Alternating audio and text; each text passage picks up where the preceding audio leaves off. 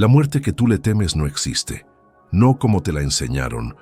Desde que tienes memoria, alguien te habló de la muerte como si fuera un muro, un apagón total, el instante en que todo lo que eres, tu voz, tus recuerdos, la manera en que ríes, la forma en que amas, simplemente desaparece para siempre del universo, como si nunca hubiera estado, como si tú nunca hubieras estado, y ese miedo se te metió adentro, profundo, tan profundo que ya ni lo sientes como miedo, lo sientes como verdad.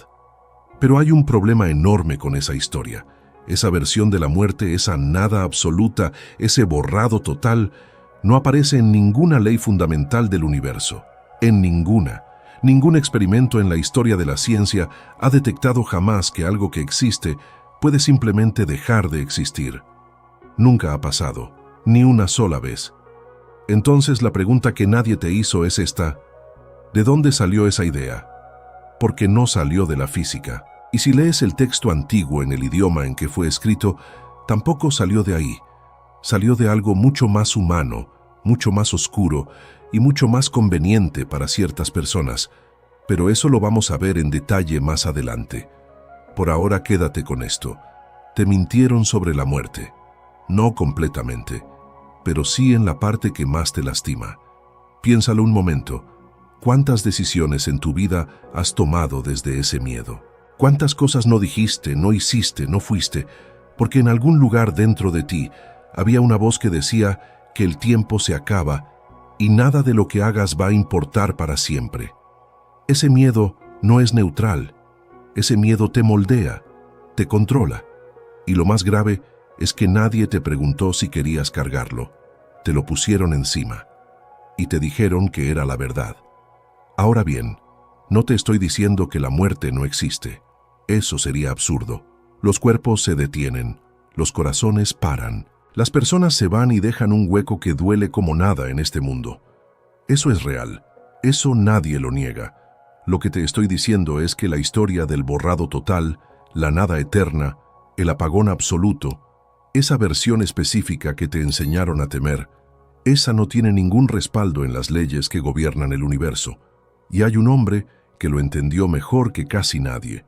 Un hombre que no era sacerdote, que no era filósofo de café. Era el físico más importante del siglo XX, el mismo que reformuló nuestra comprensión del tiempo, del espacio y de la energía. Y pocas semanas antes de morir, le escribió una carta a una familia que acababa de perder a alguien. En esa carta, ese hombre, Albert Einstein, escribió algo que ninguna iglesia había formulado en esos términos, algo que no venía de fe ni de esperanza ni de consuelo barato. Venía de sus propias ecuaciones, de décadas mirando el universo, con la precisión más brutal que la mente humana ha logrado. Y lo que escribió coincide, de una manera que eriza la piel, con lo que ese libro antiguo decía en su idioma original antes de que alguien lo tradujera, lo interpretara y lo convirtiera en una herramienta de control. Eso no es casualidad, o sí lo es, pero es una casualidad tan grande que vale la pena mirarla de frente, porque fíjate en lo que está pasando aquí. Tienes por un lado un texto escrito hace miles de años en hebreo, en un idioma donde las palabras para alma y para aliento y para energía son la misma cosa. Un texto donde la muerte no se describe como un apagón, sino como un regreso, donde lo que eres no desaparece, sino que vuelve a su origen. Y tienes por otro lado a un físico del siglo XX que demuestra matemáticamente que la energía no puede destruirse, que el tiempo no es una línea recta con un final, que lo que tú llamas pasado no dejó de existir cuando dejó de ser presente. Dos fuentes completamente distintas, dos idiomas distintos, dos épocas separadas por miles de años, y los dos apuntando hacia lo mismo, que nada de lo que existe puede borrarse del universo, que tú no puedes borrarte del universo. Ahora mismo quizás tu mente racional está buscando el truco, buscando el momento en que esto se convierte en discurso motivacional o en promesa de cielo con nubes y arpas. No va a pasar. No estoy aquí para venderte una religión ni para quitarte la tuya. Estoy aquí para mostrarte algo que está en los datos, en las ecuaciones y en el texto original. Algo que se perdió, o que se ocultó en la traducción. Y cuando lo entiendas de verdad, no como idea, sino como algo que se instala en los huesos, algo en ti va a cambiar. No de golpe, pero va a cambiar. Porque hay una diferencia enorme entre vivir creyendo que todo lo que eres se dirige hacia la nada y vivir sabiendo que eso es físicamente imposible. Una diferencia que se nota en cómo respiras, en cómo tratas a las personas, en cómo decides qué vale tu tiempo y qué no. El miedo a la muerte que cargas no es tuyo, te lo prestaron. Y nunca te dijeron la otra mitad de la historia. Esa otra mitad empieza ahora. Para entender por qué esto importa, hay que retroceder. Mucho. No a la semana pasada, no a tu infancia. Hay que retroceder miles de años, hasta el momento en que el ser humano se convirtió en algo que ningún otro animal en este planeta ha sido jamás. Una criatura que sabe que va a morir. Piénsalo. Un perro no se despierta a las 3 de la mañana pensando en su propia desaparición. Un árbol no reorganiza su vida entera alrededor del miedo al fin. Solo nosotros, solo el ser humano, tiene esa carga, esa conciencia brutal de la propia finitud que nos acompaña desde que somos lo suficientemente grandes para entender lo que significa perder a alguien. Los psicólogos le pusieron nombre: Terror Management Theory. La teoría del manejo del terror. Desarrollada en los años 80 por el investigador Jeff Greenberg y su equipo, esta teoría propone algo incómodo pero difícil de rebatir: que una parte enorme del comportamiento humano, las guerras, las religiones, los imperios, los monumentos, la ropa de marca, la obsesión con la fama, casi todo lo que hacemos para sentirnos importantes, existe porque en el fondo estamos aterrorizados de desaparecer. No es poesía, es investigación. Hay décadas de experimentos que muestran que cuando a una persona se le recuerda su propia mortalidad, aunque sea de manera sutil, cambia su comportamiento. Se vuelve más agresiva con quien piensa distinto. Se aferra más a su grupo, a su tribu, a sus creencias. Busca dejar huella.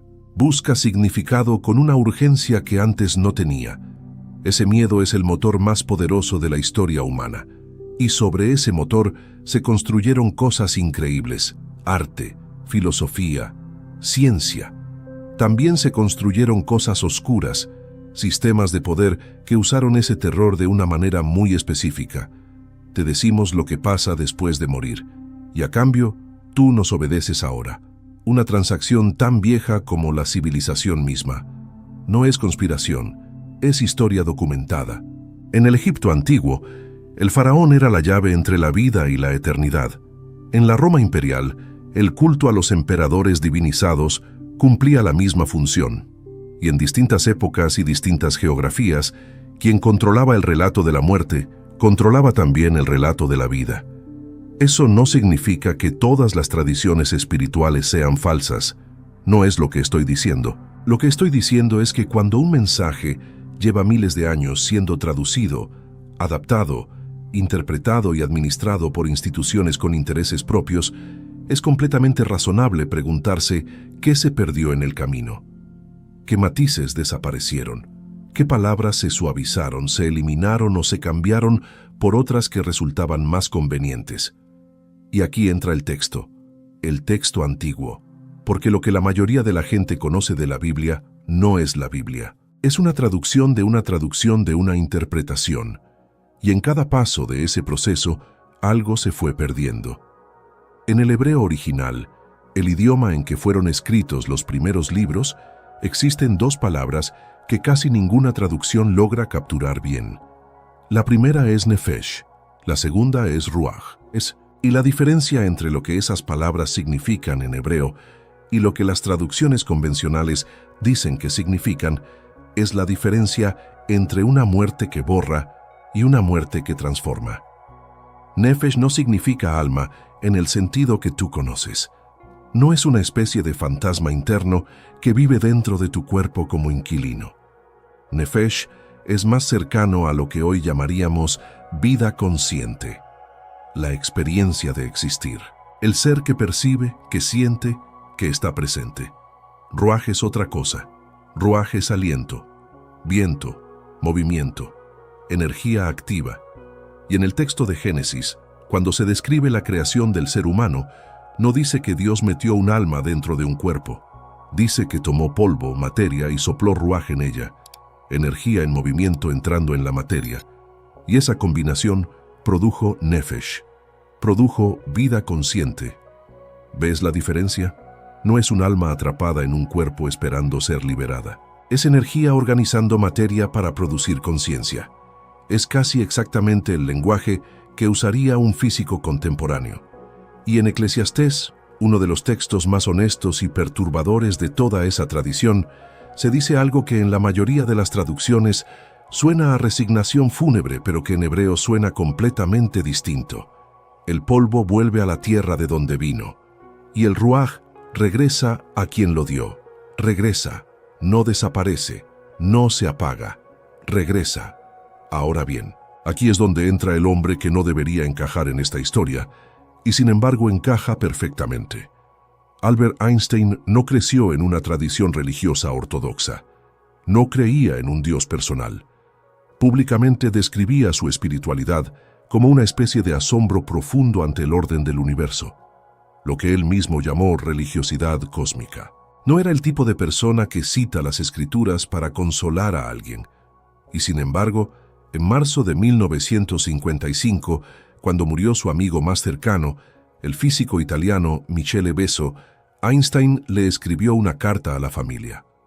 Una carta escrita pocas semanas antes de su propia muerte, porque Einstein también moriría ese mismo año, en abril. En esa carta, Einstein escribió algo que en su simplicidad es devastador. Dijo que Besso se había adelantado un poco en el viaje de salida de este mundo extraño, pero que eso no significaba nada definitivo, porque para personas como él, físicos que habían dedicado su vida a entender la estructura del tiempo, la separación entre pasado, presente y futuro, era solamente una ilusión, aunque persistente. Una ilusión persistente, no un consuelo poético. Una descripción técnica de cómo funciona el tiempo según la relatividad. Si el tiempo es una estructura completa que ya existe, si el pasado no desaparece, sino que permanece en esa estructura, igual que una página anterior en un libro que ya está escrito, entonces lo que llamamos muerte no es un borrado, es un cambio de perspectiva. Y eso, ese giro, esa idea, cambia todo lo que sigue. Déjame un regresa en los comentarios si esto ya está moviendo algo adentro tuyo. Quiero saber cuántos estamos. Existe una ley en física que nunca ha sido violada, ni una sola vez. No es una teoría, no es una hipótesis que algún científico propuso y todavía está debatiendo en un congreso. Es una ley, la primera ley de la termodinámica. Y lo que dice es tan simple que casi parece obvio, pero sus implicaciones son tan profundas que la mayoría de las personas pasan toda su vida sin detenerse a pensarlas. La energía no se crea ni se destruye, solo se transforma. Eso es todo. 4 palabras que cambian todo si las dejas entrar de verdad.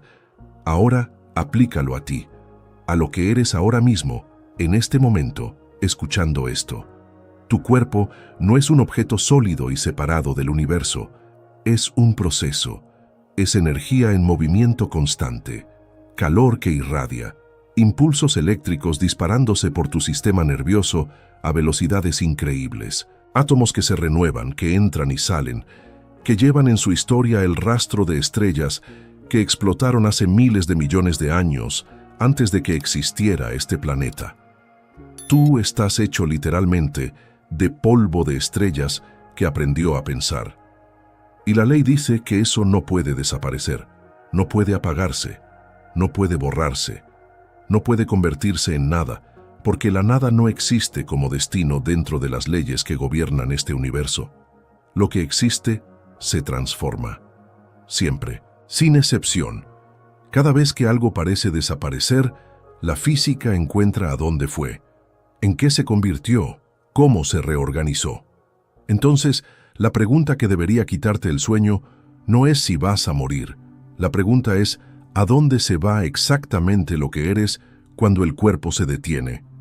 Y ahí es donde la física se pone incómoda, porque la respuesta honesta es que no lo sabemos con certeza.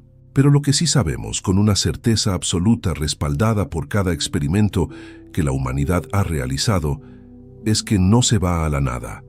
Eso está descartado. La nada como destino final es físicamente imposible. Pero presta mucha atención a lo que viene ahora, porque Einstein no se quedó en la termodinámica. Einstein fue mucho más lejos, y lo que descubrió no solo habla de la energía, habla del tiempo. Y cuando entiendes lo que la relatividad dice sobre el tiempo, la muerte deja de ser lo que creías que era. La mayoría de las personas piensa en el tiempo como una línea, un río que fluye en una sola dirección. El pasado queda atrás.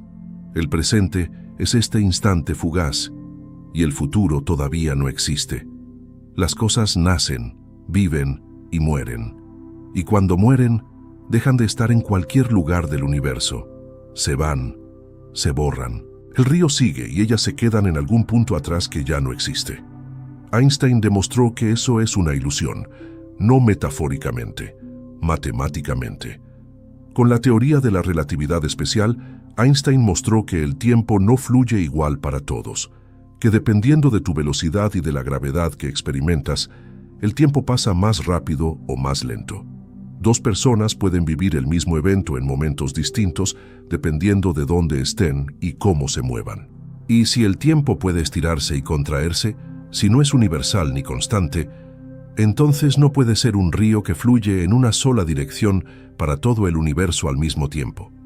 Lo que los físicos llaman el universo en bloque dice algo que cuesta trabajo procesar. El pasado, el presente y el futuro no son etapas que se reemplazan una a la otra. Son coordenadas, como el norte, el sur, el este y el oeste. Existen todas al mismo tiempo dentro de una estructura que ya está completa. Piénsalo así. Cuando abres un libro, la página que estás leyendo es el presente. La página anterior es el pasado. La página siguiente es el futuro. Pero todas existen en el libro al mismo tiempo. El hecho de que tú estés en la página 20 no hace que la página 5 haya dejado de existir. Sigue ahí, en el libro, completa. El universo funciona igual. Según la física relativista, cada momento que ha existido sigue existiendo como coordenada dentro de esa estructura. No como recuerdo, no como registro, como realidad presente en su propio punto del espacio-tiempo. Y si eso es verdad, si el tiempo es una estructura completa y no un río que borra lo que deja atrás, entonces cada momento de tu vida, cada instante en que fuiste real y consciente y presente, no desaparece cuando pasa. Sigue existiendo en su coordenada, para siempre. La risa que tuviste con alguien que ya no está, existe. Sigue existiendo en ese punto del espacio-tiempo, no como fantasma, como hecho, como coordenada real dentro de la estructura del universo. Y la muerte, ese momento que tanto temes, no es un borrado, es un cambio de coordenada. Einstein lo entendía. Por eso pudo escribirle a una familia en duelo sin mentirles, sin darles consuelo vacío, sin prometerles nada que no pudiera respaldar con sus propias ecuaciones. Porque sus propias ecuaciones ya decían que la separación entre los vivos y los muertos podría ser mucho menos absoluta de lo que parece desde adentro del tiempo. Eso no te lo enseñaron en la escuela. Y hay razones para eso. Pero el texto antiguo, escrito en un idioma donde la energía y el alma son la misma palabra, lo estaba diciendo desde mucho antes. Y lo que dice ese texto, leído de verdad, en su idioma original, sin las capas de traducción que lo fueron suavizando, es lo que viene a continuación. Hay una palabra en hebreo que nadie te tradujo bien, no porque sea difícil de traducir, sino porque lo que significa hace incómodo a demasiada gente con demasiado poder. Esa palabra es ruaj, y antes de que pienses que esto va a ser una clase de idiomas, escúchame, porque lo que esta palabra significa, lo que realmente significa en el contexto del texto original, es exactamente lo que Einstein describió con sus ecuaciones 2000 años después. Y cuando los dos se juntan, cuando el físico y el texto antiguo se leen en el mismo párrafo, algo se rompe. Algo que te habían enseñado a aceptar como verdad absoluta se empieza a deshacer. Ruaj aparece en el texto hebreo más de 300 veces. 300. Y en la mayoría de las traducciones que existen, dependiendo del versículo y de quién estaba traduciendo y en qué época y para qué institución, ruaj se convierte en espíritu, o en alma, o en viento, o en aliento. 4 palabras distintas en español para una sola palabra en hebreo. ¿Por qué? Porque ruaj no es ninguna de esas 4 cosas por separado. Ruaj es todas al mismo tiempo. Ruaj es energía en movimiento. Es la fuerza activa que anima, que empuja, que organiza, que da vida a la materia inerte. No es un fantasma.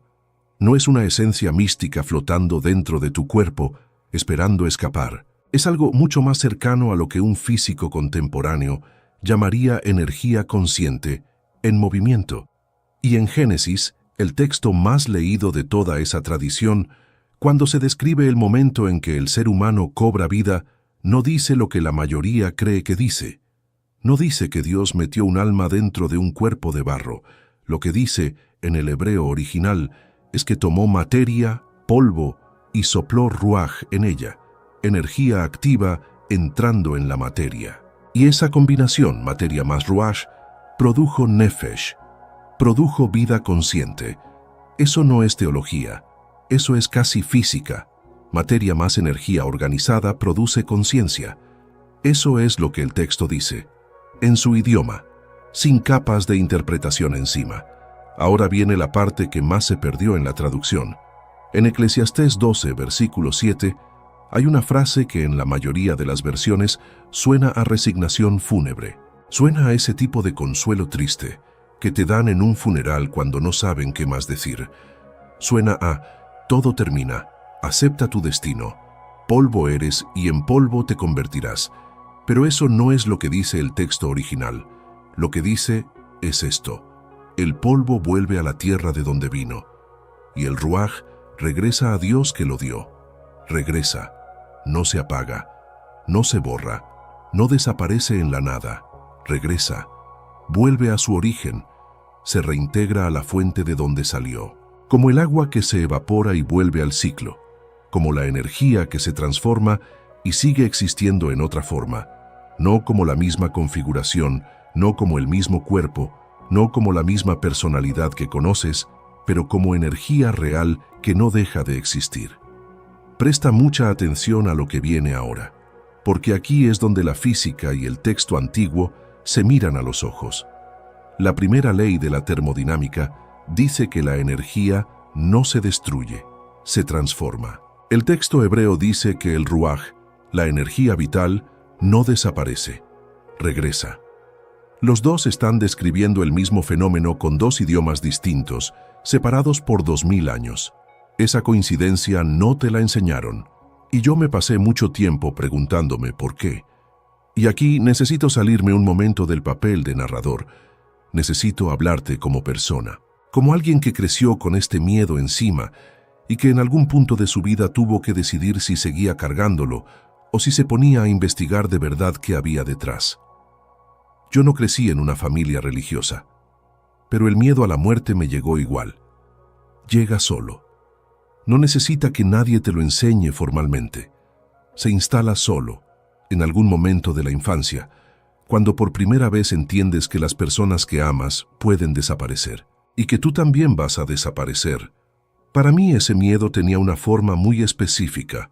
No era el dolor, no era el proceso de morir, era la idea del borrado, ese pensamiento de que un día yo no iba a estar en ningún lugar del universo, que todo lo que soy, esta voz, estos pensamientos, esta manera particular de ver el mundo, iba a dejar de existir completamente, como si hubiera un interruptor y alguien lo apagara, y después nada, para siempre.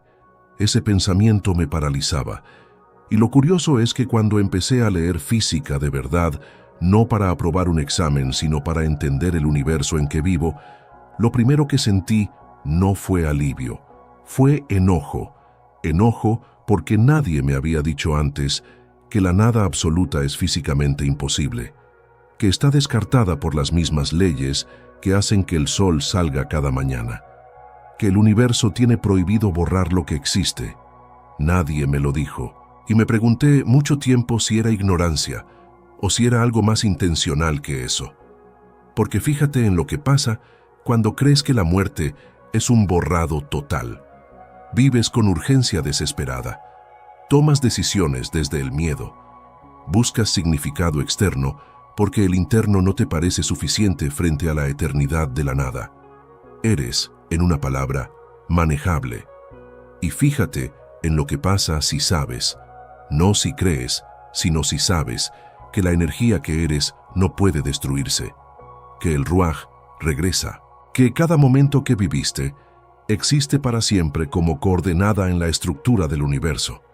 Vives distinto, decides distinto. Ya no eres tan fácil de mover desde el miedo. Eso lo cambia todo. La manera en que tratas a las personas, la manera en que decides qué merece tu tiempo, la manera en que te despides de alguien que se va. No porque la muerte deje de doler. Va a seguir doliendo. El dolor no desaparece con entender la física, pero el terror sí. Ese terror específico a la nada, a la oscuridad absoluta, al borrado eterno, ese sí se puede soltar. Porque no tiene base real. Nunca la tuvo. Te lo pusieron encima sin preguntarte. Y llegó el momento de devolverlo. Hay algo que nadie te dice sobre el momento en que dejas de tener miedo a la muerte. No es euforia, no es esa sensación de haber resuelto un problema difícil, no es la paz tranquila que te pintan en las películas cuando alguien tiene una revelación espiritual y de repente todo se vuelve luz y música suave. Es más raro que eso, es más quieto. Es como cuando llevas tanto tiempo cargando algo pesado que ya no lo sientes como peso. Ya es parte de tu postura, de tu manera de caminar, de cómo respiras, y de repente alguien te lo quita, y no sientes alivio inmediato. Sientes extrañeza, sientes el espacio donde antes estaba la carga, y tardas un momento en darte cuenta de que eso que sientes, esa extrañeza, esa ligereza incómoda, es libertad. Eso es lo que pasa cuando entiendes de verdad lo que la física dice sobre la energía, cuando no lo entiendes como concepto, sino cuando lo dejas bajar desde la cabeza hasta el cuerpo y se instala ahí, como hecho, como realidad. Y lo que cambia no es lo que piensas sobre la muerte, es lo que haces con tu vida, porque aquí está la parte que casi nadie conecta. Casi todo el mundo habla de la muerte como si fuera un tema separado de la vida, como si pensar en la muerte fuera mórbido, oscuro, algo que hay que evitar hasta que ya no se puede evitar más. Pero la relación que tienes con tu propia muerte determina absolutamente todo lo que haces mientras estás vivo. Todo. La manera en que amas, la manera en que trabajas, lo que consideras urgente y lo que consideras importante, que no siempre es lo mismo. La disposición que tienes para arriesgarte, para equivocarte, para comenzar de nuevo. El tipo de persona que decides ser cuando nadie te está mirando. Todo eso está filtrado por tu relación con el fin. Y si tu relación con el fin está construida sobre una mentira, sobre esa idea del borrado absoluto que no tiene respaldo en ninguna ley del universo, entonces una parte enorme de tus decisiones está construida sobre esa misma mentira. Piénsalo con un ejemplo concreto. Una persona que cree que al morir se borra completamente del universo tiende a vivir de dos maneras posibles. O vive con una urgencia frenética, acumulando experiencias, logros, posesiones, reconocimiento, porque necesita dejar huella antes de desaparecer. O vive con una resignación silenciosa. ¿Para qué esforzarme demasiado si al final todo termina igual? Las dos son respuestas al mismo miedo. Las dos son formas de vivir desde el terror en lugar de vivir desde la claridad. Ahora imagina lo que cambia cuando sabes, no cuando esperas, sino cuando sabes, que la energía que eres no puede destruirse. Que cada momento que viviste con autenticidad, con presencia, con amor genuino, existe como coordenada real en la estructura del universo. Para siempre. No como recuerdo en la mente de alguien más, como hecho físico, como realidad que ocurrió y que por lo tanto nunca puede dejar de haber ocurrido. Lo que fue, fue. Y lo que fue, no se deshace. Eso parece una frase filosófica bonita, pero es física. El tiempo como estructura completa significa que cada momento real que viviste tiene existencia permanente dentro de esa estructura. No se borra cuando deja de ser presente, se convierte en pasado. Y el pasado no es la nada. El pasado es una coordenada que sigue existiendo aunque tú ya no estés mirando hacia ahí. Y cuando eso se instala de verdad, la urgencia desesperada se convierte en algo diferente. No en pasividad, no en indiferencia, en presencia. En la capacidad de estar completamente en lo que estás haciendo, porque sabes que ese momento, ese instante específico, va a existir para siempre, exactamente como lo estás viviendo ahora. No hay nada que demostrar, no hay huella que dejar para combatir el olvido. No hay carrera contra el reloj. Hay este momento, y este momento es suficiente, y este momento es eterno. Eso lo cambió todo para mí. No de golpe, fue un proceso. Pero hubo un instante muy específico en que lo sentí en el cuerpo y no solo en la cabeza. Estaba con alguien que quiero mucho, en una conversación completamente ordinaria, sin nada extraordinario pasando afuera. Y de repente pensé, este momento va a existir siempre. No en mi memoria, que es frágil y se equivoca y un día también se va a detener. Va a existir como hecho, como coordenada, como algo que ocurrió en el universo y que por lo tanto es permanente. Y en lugar de hacerme sentir más pequeño frente a la eternidad, me hizo sentir exactamente lo contrario. Me hizo sentir que cada segundo ordinario tiene un peso enorme, una dignidad enorme, que no hay momentos menores, que no hay días que no cuenten, que todo cuenta, siempre, completamente. Y eso es lo que el texto antiguo intentaba decir con Ruach, que la energía que anima no es tuya, en el sentido de que te pertenece como objeto. Es algo que pasó por ti, que te usó para existir de una manera específica, irrepetible, única. Y cuando el cuerpo se detiene, esa energía no desaparece, regresa, se reintegra, continúa en otra forma que no podemos conocer desde adentro del tiempo. No es inmortalidad en el sentido que te vendieron. No es tu personalidad flotando en una nube con tu nombre puesto. Es algo más profundo y más real que eso. Es la certeza de que lo que eres, en el nivel más fundamental, no puede borrarse del universo. Nunca pudo. Si esto que compartí hoy movió algo adentro tuyo, necesito pedirte algo. Suscríbete a este canal y activa la campanita. No te lo pido por números, te lo pido porque hay alguien ahí afuera, despierto a las 3 de la mañana con ese miedo encima, buscando exactamente esto. Y la única manera en que el algoritmo se lo muestra es si tú le dices que esto vale la pena. Hazlo ahora, antes de que se te olvide. Es un segundo. Y puede cambiarle la vida a alguien que lo necesita más que tú, porque lo que sigue es la pregunta con la que esto te deja. La que no se va, la que se queda dando vueltas incluso cuando apagas la pantalla y tratas de dormir. Y esa pregunta cambia la manera en que te despiertas mañana. Llegaste hasta aquí. No todo el mundo llega. La mayoría cierra el video a los 2 minutos, porque el tema incomoda. Porque hay algo en el ser humano que prefiere no mirar de frente lo que más teme. Es más fácil seguir scrolleando, seguir ocupado, seguir llenando el silencio con ruido para no tener que sentarse con esa pregunta que todos llevamos adentro y casi nadie se atreve a formular en voz alta. Tú te quedaste. Y eso dice algo de ti que vale la pena reconocer. Ahora déjame cerrar esto de la manera en que merece cerrarse, sin adornos, sin promesas que no puedo respaldar, con lo que hay. La física dice que nada de lo que existe puede destruirse. Eso no es opinión. Es la ley más consistentemente verificada en la historia de la ciencia. Cada experimento, cada medición, cada modelo que el ser humano ha construido para entender el universo confirma lo mismo.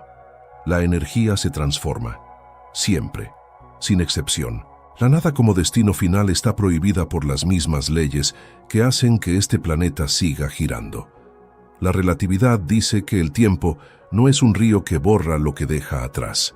Es una estructura completa donde cada momento que ocurrió sigue existiendo como coordenada real. El pasado no es la nada. El pasado es permanente. Todo lo que viviste con presencia genuina existe para siempre dentro de esa estructura.